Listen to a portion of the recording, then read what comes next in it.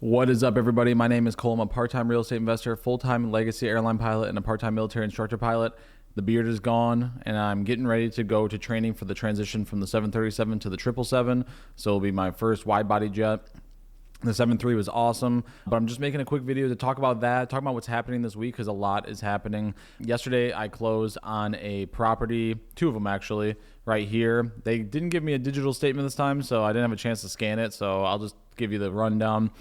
$230,000 purchase price for two duplex. They'll make, gross rents about $4,000 a month, and I bought them with hard money. So I only brought $38.48 and 5 cents. So $3,800 to closing yesterday. And why did I make this move? Well, I'm buying them under market. I bought one for 110, the other one for 120. One of them has open code violations and needs basically some cleaning up. So we're gonna get it stabilized, get it cleaned up, take both of these and package them with another duplex that I'm buying probably Friday, maybe Thursday. We're going to put all three of those together and take them to a big bank in about 6 months and basically combine them into one big loan. And they should appraise out well above what I paid for them. So I should be able to put them onto long-term debt without putting my 20% down payment down, because I'll have built the equity already. So that's kind of the technique that I've been doing lately to get into properties with less money into them. It's not that I don't have the down payment money, but the down payment money that I do have has already been spoken for with other deals. And one of those is what's happening on Thursday, the biggest deal I've done yet.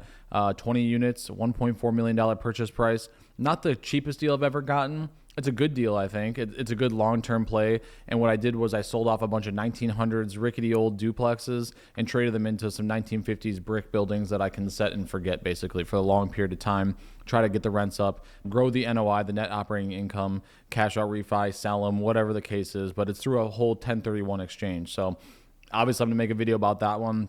I set my personal record for biggest deal last year, only a couple months ago, at about 1.1, and this one will be 1.4. So we're making headway, slow and steady. I'm leaving today to start training for the 777, so I'll be in class tomorrow and then throughout all the rest of the month of February, basically. There's a slight break in training, so I'm able to come back to do the closing on Thursday and potentially one more closing before the end of the week, which will total out to be about $1.8 million worth of real estate purchase this week, so that's exciting. And I just want to talk about, for anybody that might be watching this and is an aviator flying in the military, because obviously I'm still flying in the Guard and maybe interested in that stuff. Why would I make the move from the 7.3 to the triple? The biggest reason is less days at work. I'm going to get paid more at an hourly rate. I'm going from $225 an hour to about $291 an hour. The move in the hourly rate combined with the longer legs, on the 777 you're flying 10, 11, 12-hour legs, should make my schedule a lot more efficient. So I can basically do more with less. And anybody that's watched this channel can probably appreciate that. Trying to build this real estate portfolio, fly for the military and fly for the airline, it takes up a lot of time. There's no way around it. It just takes a lot of time. The way that you stay good at those two jobs is by doing the job consistently over and over and over.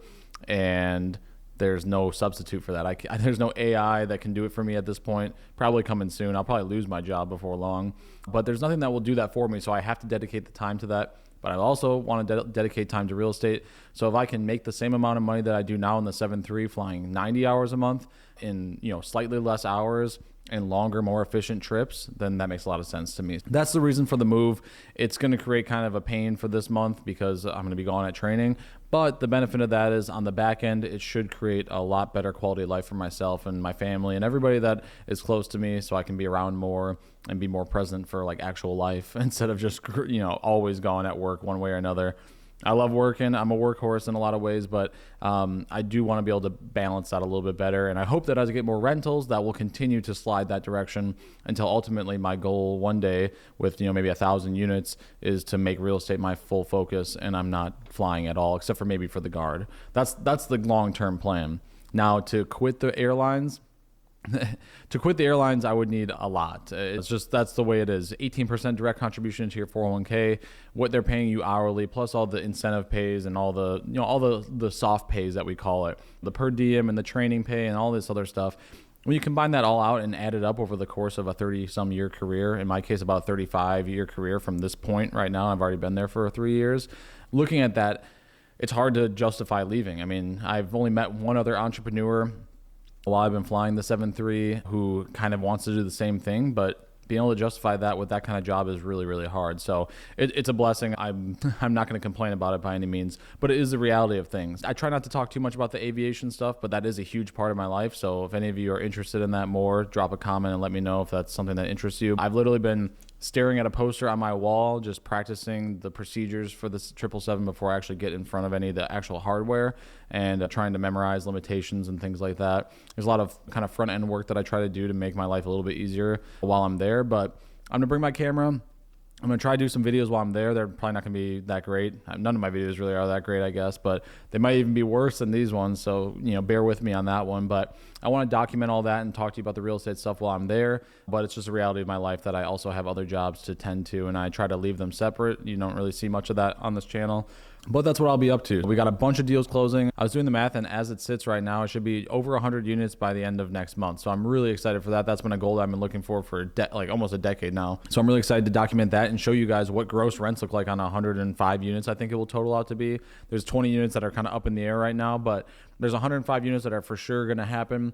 And I want to document what that actually looks like. What does a month with 100 some units look like? There's a lot of guys that talk about their big real estate portfolios, but never any specific numbers. And I'm just going to keep documenting the numbers along the way. So this is really just an update, I guess, about my life and the things that happen outside of the real estate stuff. I really appreciate all of you watching. Any amount of time that you spend on this channel means the world to me. And if you want to drop a comment, I love interacting in the comments. Until next time, I'll talk to you soon. See ya.